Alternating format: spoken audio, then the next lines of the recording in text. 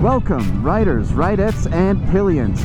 I'm Elliot, and you're watching the Van Blam YouTube channel. You join me today in beautiful northern Arizona on a day that I've been looking forward to for a long, long time.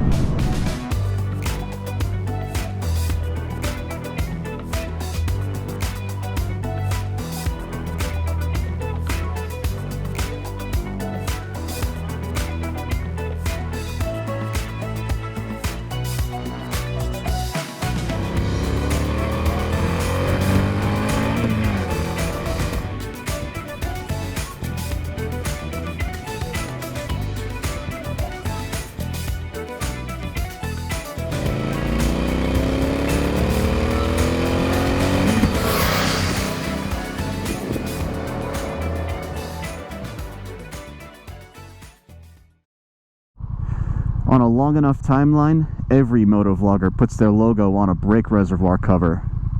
A lot of you probably know that I'm from the Washington, D.C. area, but if you ask me, I was not supposed to be born on the East Coast. I belong here, out west. Dry air, high altitude evergreen forests, and of course, amazing twisty roads that run through them. Sorry about this giant smudge on my GoPro lens. It goes away after a few minutes. Now, I routinely fantasize about living in all different kinds of places in the U.S., but the one that I keep on coming back to is Flagstaff, Arizona. It's kind of a half step between a town and a small city, just big enough not to be boring, but just small enough that the great outdoors is right in your backyard. Now, of course, there's all manner of amazing things to do and see around here. There's every type of hike you can imagine. There's the Grand Canyon right nearby. I've seen tons of RVers and overlanders. But where I'm going today is a road that I've had my eye on since I first discovered Flagstaff about 5 years ago. It's Route 89A, and it leads southwest through Sedona and eventually Prescott. And while I do love cruising through the pine forests like this, the spot I'm really looking forward to is right here. A segment of this road that I'm dubbing the Monkey's Fist. I don't know if it had a name already, but if so, too bad. It's called the Monkey's Fist now, okay? This is the sort of road that grabs my attention on Google Maps and makes me think, I need to go there. You might even say that this stretch of just a couple miles is the whole reason I made Flagstaff a destination on this second trip out west with my Triumph Speed Twin. Anyways, let's turn this tail microphone on and get moving before any more traffic shows up.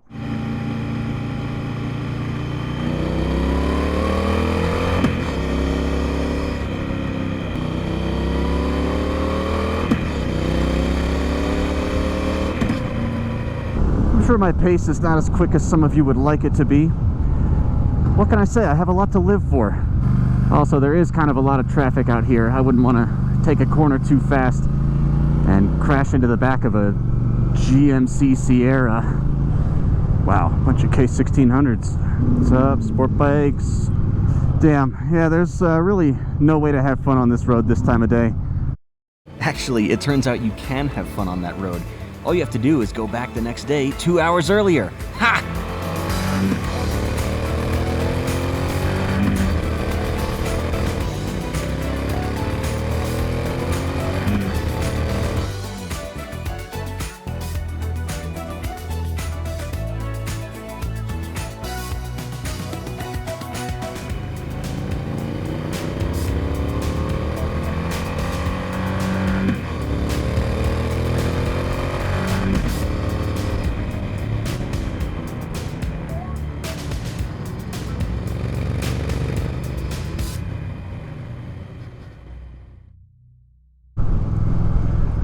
It's so beautiful down here. We're losing altitude, getting more into the proper desert. I know a lot of people retire out here, and I don't blame them. I love how you can see all the stratification and the rocks and everything's so red. This trip is my first time ever setting foot in Arizona, and I think I picked a good place for my first motorcycle ride in this state. Wow, wow, wow. Well, Sedona's pretty cool. I thought I would be a little bit too young for this town, but you know, I'm 30 now as of last week. I'm an ancient bastard. I do want to come here with Coda. As you may know, I'm traveling with my girlfriend for the first portion of this trip out west. And when we stop in these places, you know, New Orleans, now Flagstaff, and eventually Denver, I'm going to kind of alternate between taking rides by myself and taking rides with her. We drove up to the Grand Canyon yesterday and took a tour of it by helicopter. It was one of the coolest things I've ever done. Take a look.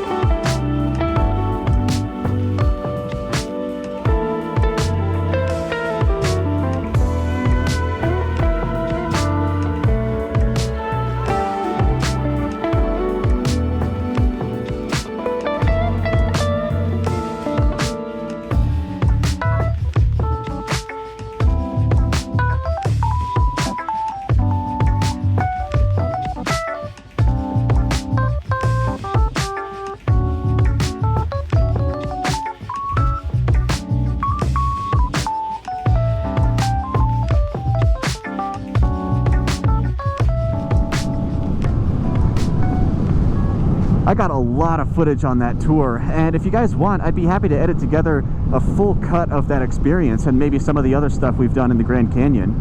Here's a guy on a Monster. I think it's an 821. Got dealer tags on it and a droopy turn signal. If you ever see this, nice bike. Like I had hoped it would, 89A opened up quite a bit once we got south of Sedona. I'm not sure if I'm going to make it all the way to Prescott today, but we are about to reach Jerome, which sits at the foot of another set of awesome looking twisties, probably leading over that ridge you can see.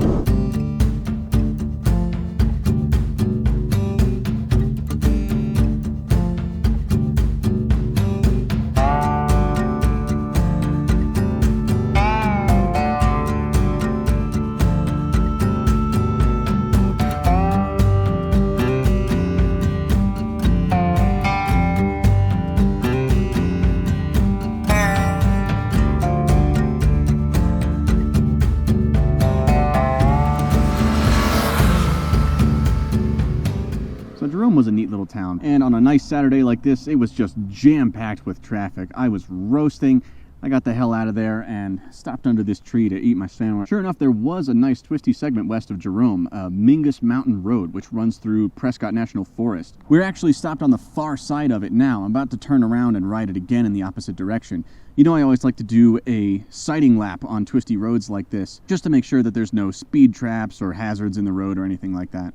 I think after I ride it again, I'm just going to keep going in that direction back to Flagstaff. I had thought about going all the way to Prescott today, but the thought of riding through another one of those hot-ass valleys just, But Mingus Mountain Road looked pretty clear, so we should be able to stretch the Speed Twins' legs a little bit.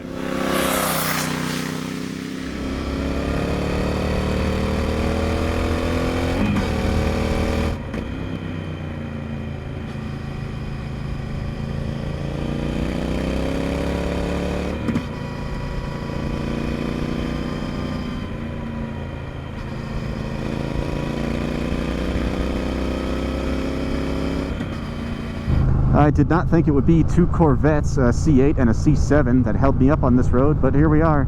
You know what? I'm not even mad. One of the things I've always said about this Speed Twin, and it's still true, is that this motorcycle is fun to ride at any pace.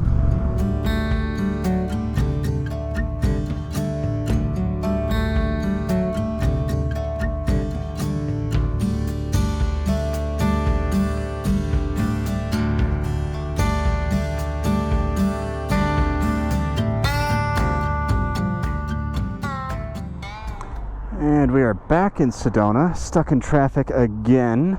I'm actually coasting down this hill with the motor off because it's so hot. I don't know if I'm cut out for the desert, you guys. You know, you always hear me complain about the hot, humid summers in DC, and I thought that I could handle a dry heat. Now, this is much, much better than the summers that I'm used to. My heat tolerance in this part of the country is about 10 or 15 degrees higher than it is at home. But that doesn't amount to much when you're sitting in stop-and-go traffic wearing a leather jacket. What I really needed out here was one of those, like, adventure-style jackets with the huge mesh panels that you can unzip. That way I would have some hope of staying cool out in that desert, but still being insulated enough once I got back up to altitude. The temperature will drop by about 10 degrees by the time I get back up to Flagstaff, and another 20 degrees or more by the time the sun sets. Layering and adaptability are the name of the game out here. I took a chance with my leather jacket, and it did not pay off. So I guess now the question is, would I want to live in Flagstaff? I don't know, man. I kind of want to live everywhere I visit. Want to live in Flagstaff, want to live in New Orleans, want to live in Chicago and Seattle, Black Hills of South Dakota. Nice Panigale. Wow. I want to spend so much time in so many different places that are interesting in their own right and that have cool riding to do near them. Does Flagstaff have 52 weeks a year worth of riding to do? Absolutely not. The town and its nearest roads are snowed over for a few months of the year, and then the desert roads are too hot to even go into for another few months out of the year. But it's also not too far from Colorado or Utah or even New Mexico, places that are more rideable for more of the year. I love taking trips like the one I'm on, just hauling my bike to the center of a bunch of interesting rides, doing as many of them as I can, and then going home. And I'm starting to think that the ultimate way to do these sorts of trips on a regular basis would be with a motorcycle-based adventure vehicle, either with some sort of moto van with living space or some sort of a toy hauler RV. That way I don't have to worry about getting a long-term Airbnb while I stay in one place, or getting hotels every night as I'm on my way to and fro. Whenever I see stuff like that, I just think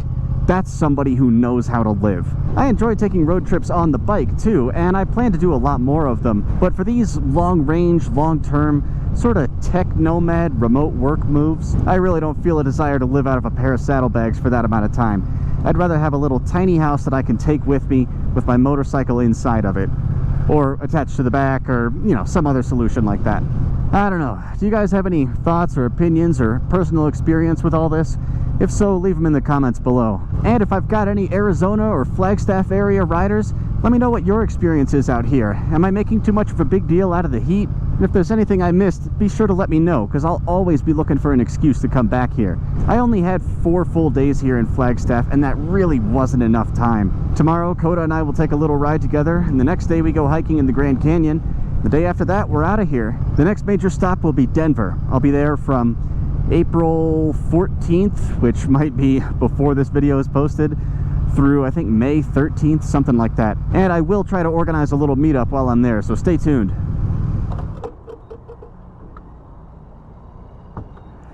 Back in Flagstaff now. It's already a lot cooler, feeling a lot more like myself. Anyways, I want to thank everybody for coming along on this ride with me today. If you found this video even remotely interesting and want to see more like it, then make sure you're subscribed. My channel is all about the adventures that I go on with my 2019 Triumph Speed Twin, and hopefully some rides and experiences on other motorcycles as well in the not too distant future. Until then, you ride safe, and I'll see you back here for the next video. Thank you for watching.